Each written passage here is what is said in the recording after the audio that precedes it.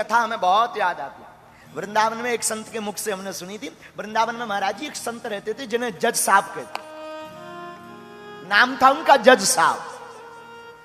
लोग ने जानते ही थे जज साहब के नाम से। जज साहब आ गए, आओ आओ आओ, जज साहब आ गए, विराजो विराजो विराजो। तो किसी ने पूछा इन्हें जज साहब क्यों कहते हैं? वो महात्मा घूमते रहते थे।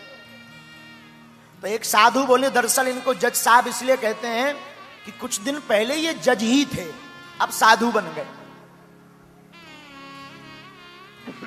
साधु कैसे बन गए? बोले क्या हुआ, दक्षिण भारत में एक गांव में एक कस्बा था, गांव नहीं कस्बा, एक कस्बे में एक अदालत थी छोटी, दक्षिण भारत में। दक्षिण भारत में एक स्थान है तिरुवल्लम, वहां पर एक छोटे से कस्बे में ये जज के रूप में पदस्थ थे। वहीं गांव में एक बगल में गांव था कस्बा से लगा हुआ, गांव में एक रघुनाथ जी का मंदिर था। रघुनाथ जी के मंदिर में पुजारी जी रहते थे, एक भोला भक्त रहता था जिसका नाम ही था भोला भगत। उसको सब लोग भोला भगत कहते। उससे कोई कुछ पूछे कि भाई ये ऐसा कैसा, बोले रघुनाथ जी जाने। उससे कोई पूछे भाई गांव में तुमने किसी को देखा, तो कहते थे रघुनाथ जी जाने। सब बात रघुनाथ जी पर छोड़ देता। बड़ा अटूट निष्ठा, देखना, विश्वासम फलम दायकम। एक बार उस भोले भगत की बेटी की शादी का समय आया। तो दो बेटा थे, एक बेटी। भोला नाम तो गांव वालों ने रख दिया था। तो बेटों ने कहा पिताजी बहन का विवाह करना है, संपत्ति है नहीं है, आप एक काम करो, गांव के नगर सेठ से उधार उठा लो, बाद में हम मेहनत करेंगे, मजदूरी करेंगे, चुका देंगे। ठीक है। गांव के अमीर सेठ से पुराना जमाना 800 रुपया उधार लिए, उधारी पर, और चुकाने की बात तय हुई।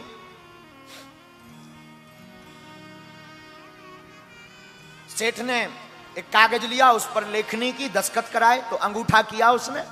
वो आया, रघुनाथ जी के चरणों में वो पत्र रखा, सरकार 800 रुपए का कर्जा हो गया, अब आप कृपा करना ये चुक जाए। ठीक है, ठीक है। नित्य सेवा करता, झाड़ू लगाता, पोंछा लगाता, रघुनाथ जी को देखता रहता दिन भर, संध्या काल, प्रातः काल, दोपहर वेला में, बयारू में देखता रहता। थोड़ी देर के लिए पर्दा लग जाए तो उसका मन छटपटाता रहता, कब रघुनाथ जी का पर्दा खुलवे और कब हमें दीदार हो, कब हमें दर्शन हो, कब हम उनकी आभा मंडल रूप का आस्वादन करें, उस रूप रस सुधा का आनंद लें। डूबा रहता मस्ती में। कालांतर में भोला भगत के बेटों ने मेहनत की, मजदूरी की, 1000 रुपया कमाए तो 800 रुपया ब्याज दे दिए, पिताजी चुकाया आओ। अब भगवान की कृपा हो गई, चुकाओ। भोला भगत, सेठी जी श्री सीताराम, आपकी जो हम उधारी ले गए थे ना, ये स्वीकार कीजिए। हाँ, लाओ लाओ लाओ लाओ। और भोला कैसे हो, आपकी कृपा है, रघुनाथ जी जाने। एक कागज लिया, वो जो कागज था जिसपे 800 की उधारी लिखी थी, चुकती लिख दी, दूसरी रसीद बना के दे दी, लो इसे पढ़ लो। हम क्या जाने, हम तो पढ़े लिखे नहीं साहब, रघुनाथ जी जाने। अब मलाल मन में भर गया सेठ के, अमीर के, ये बढ़िया है, ये पढ़ा लिखा है नहीं, 2 बार रुपया ले सकते हैं। तो अच्छा एक काम करो, जरा पानी लाओ भीतर से। उसे पानी लेने भेजा तो जिसमें चुकती लिखा था वो पर्चा अपनी बही में रख लिया, झूठ मूठ का ऐसे ऊपर नीचे कुछ लिख लिख करके दे दिया, लो ये है, चुक गए, जो आ गया। आया भागा भागा, रघुनाथ जी के चरणों में वो पत्र रखा, आपकी कृपा से रुपया चुक गए। सेठ की मती मारी गई, भक्त पर भगवान को कौतुक करना था, तो सेठ ने दोबारा रुपया लेने के लिए इनके ऊपर, भोला भगत के ऊपर केस लगा दिया। ये कोई घटना हम आपको त्रेता द्वापर या बहुत सतयुग की पुरानी नहीं, कलयुग की, अभी यही कोई 80 साल पहले की घटना सुना रहे हैं।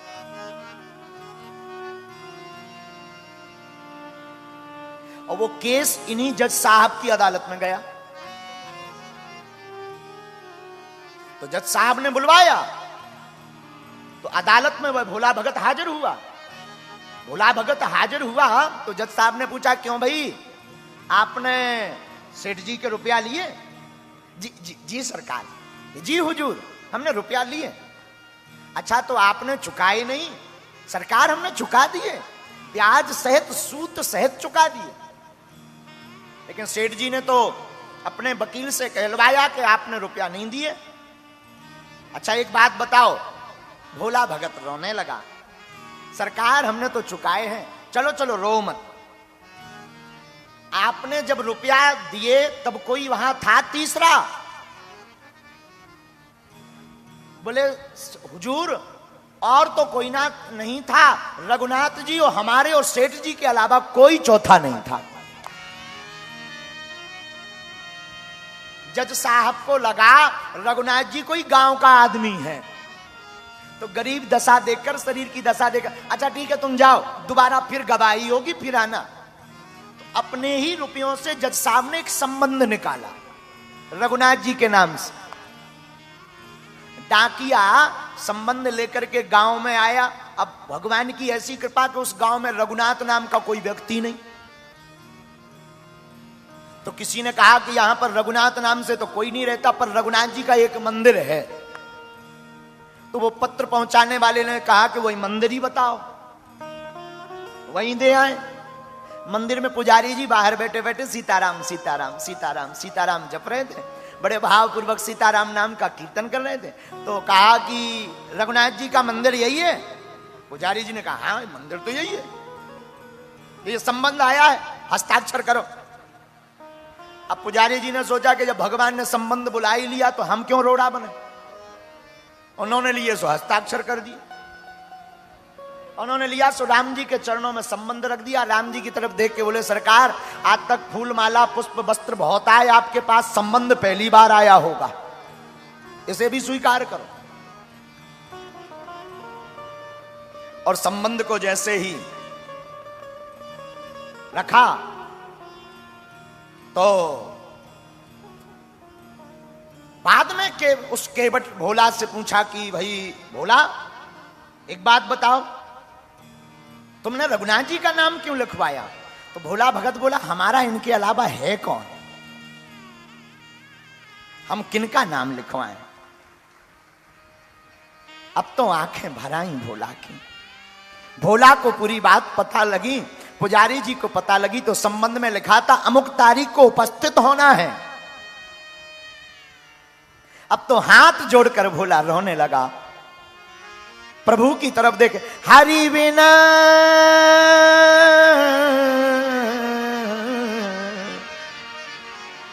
हरि बिना संकट कौन निवारे, हरि बिना संकट कौन निवारे, कौन निवारे,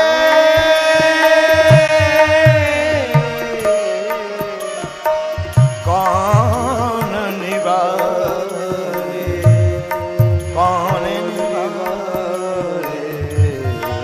भोला भगत कहता, हरि बिन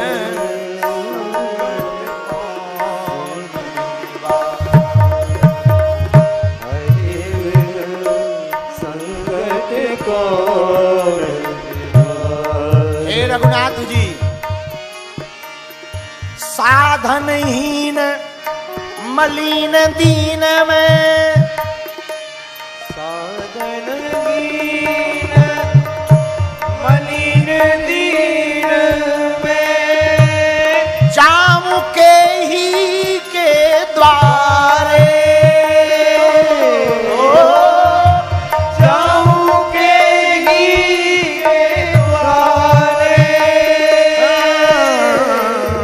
हरि कौन निवारे, हरि बिन संकट कौन निवारे। हे रघुनाथ, आपके बिन कौन है हमारो, हम किसके द्वार जाएं। रखियो लाज हमारी आज गिरधारी, आज हमारी लाज रखो। आपके बिन कौन हमारो, हम किसके द्वार जावे, किसको अपनी सुनावे। हरि बिन संकट कौन निवारे, हरि बिन संकट कौन निवारे। या अनाथ की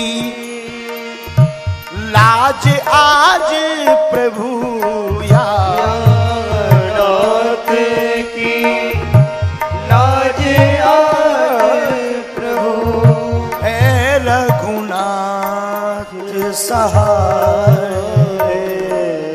हाँ, है रघुनाथ सहारे, हरि बिन संकट कौन निवारे, हरि बिन संकट कौन निवारे, हरि बिन संकट कौन निवारे। भोला भगत रोने लगा, आंखों में झरझर आंसू बहने लगे।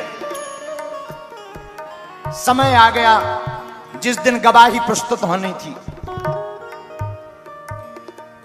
एक दिन पहले ही भोला भगत को पुजारी जी ने कहा कि तुम चले जाओ, दूर का मामला है, पहुंच नहीं पाओगे, तुम जाओ, आगे जाओ।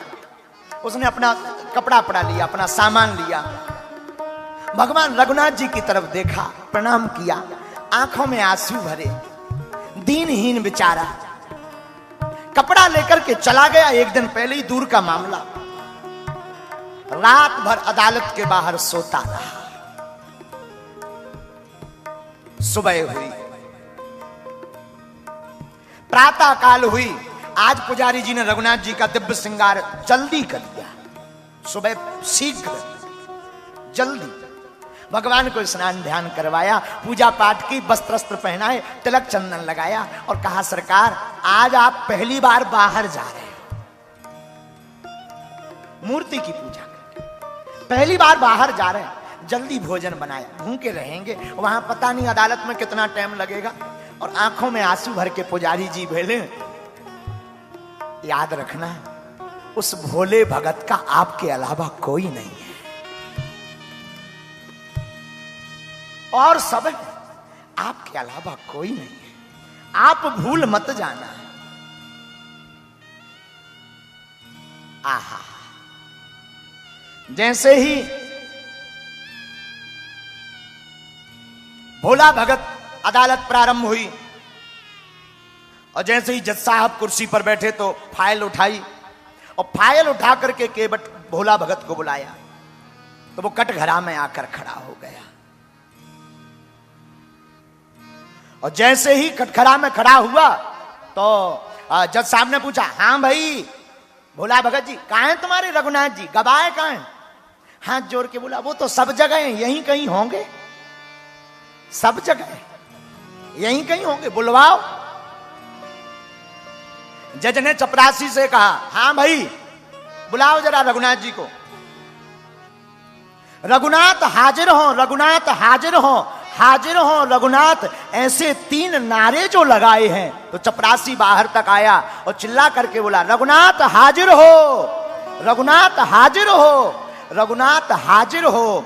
ऐसे 3 नारे जो लगाए हैं, चाल लटपटी सी, एक वृद्ध सी झुकी सी देह, दुपटी फटी सी शीस, बांधे धर धाए हैं, हाथ में छड़ी माँ है, तुलसी की ही माल, माथे पर रोली चारू चंदन चढ़ाए हैं। साहब के सामने विनीत जू चपरासी के साथ आज रघुनाथ जू गवाह बनकर आए।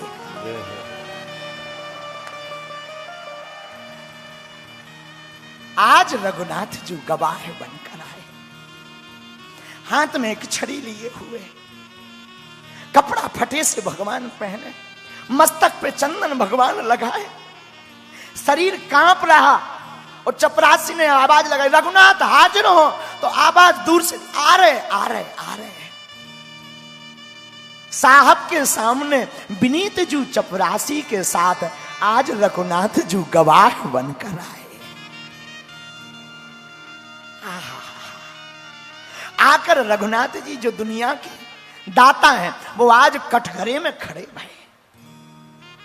कटघरे में खड़े भये तो चौंक गए सेठ, ये कौन आ गया? सेठ की आंखें फटी रह गई, आंखें फटी रह गई। तो भगवान ने पूछा, क्यों भाई रघुनाथ जी? और ये भोला भगत ने सेठ जी को रुपया दिए, तब तुम वहां उपस्थित थे? रघुनाथ जी ने कहा, जी सरकार, हम वहां पर थे। आपको अगर विश्वास नहीं होता है तो सेठ को यहीं बंदी बना लो, और इसकी 32 नंबर की डायरी उसके मकान में रखी है, उसके बीच में वो कागज रखा है जिस पर चुक्ति के हस्ताक्षर हैं, उसे उठवा लिया जाए। भगवान तो अंतर्यामी है, प्रभु तो अंतर्यामी है। पुलिस भेजी गई घर, चपरासी के घर से वो बही मंगाई गई, और वो रसीद पाई गई, और रसीद पाई गई, बंदी बनाया गया सेठ को, और भोला भगत को बाइज्जत बरी किया गया। लेकिन जज का मन नहीं माना। बाद में अपने केबिन में जज गए तो रोने लगे। आखिर भैया ये रघुनाथ जी कौन है? भोला भगत को बुलाया, बोले वो तेज, वो आभा हमने आज तक नहीं देखी, ये रघुनाथ जी को तुम जानते हो? तो भोला भगत ने कहा, हमारी तो रोज की पहचान है। अच्छा ये रघुनाथ जी कहां रहते हैं? बोले जहां हम रहते हैं। तो जज ने कहा, तुम कहां रहते? बोले जहां रघुनाथ जी रहते हैं। अच्छा तो ये रहते कहां? बोले मंदिर में। अच्छा ये पुजारी हैं? बोले नहीं। तो इन्होंने मंदिर बनाया? बोले मंदिर भी नहीं बनाया। फिर बोले कौन है ये रघुनाथ जी? बोले जिनका मंदिर है वही रघुनाथ जी है।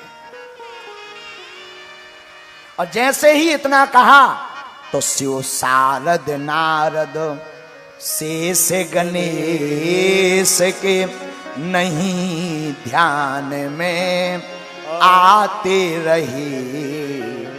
सोई आज विनीत अदालत में केवटवा के गवाह कहाते रहे। सुख धोक उतर से दियो को भयो, दुख नाहिन जो तज जाते रहे। जज साहब की आंखों में आंसू आ गए। लोगों ने पूछा, तुम रो क्यों रहे हो? बोले एक गुनाह हो गया। क्या? कुर्सी पे बना जज बैठा रहा, जगदीश से खड़े समझाते रहे। कुर्सी पे बना जज बैठा रहा, जगदीश खड़े समझाते रहे। मैं कुर्सी पे बना जज बैठा रहा, जगदीश खड़े समझाते रहे। और आंखों से आंसू बह गए जज साहब के। और उस दिन के बाद कभी अदालत में नहीं बैठे। लोगों ने कहा, कहां जा रहे हो? बोले जहां से गवाह आए थे, अब उन्हीं गवाह के चरण शरण में जा रहे। वृंदावन आ गए, तब से वृंदावन में उन्होंने वास किया। ये बात उनके लिए जो कहते, महाराज भगवान मिलते नहीं, भगवान का मिलना कठिन नहीं है, हमारा आपका सरल होना कठिन है। हे मुरलीधर छलिया मोहन, हम भी तुमको दिल दे बैठे। गम पहले से ही कम तो न थे, एक और मुसीबत। वृंदावन बिहारी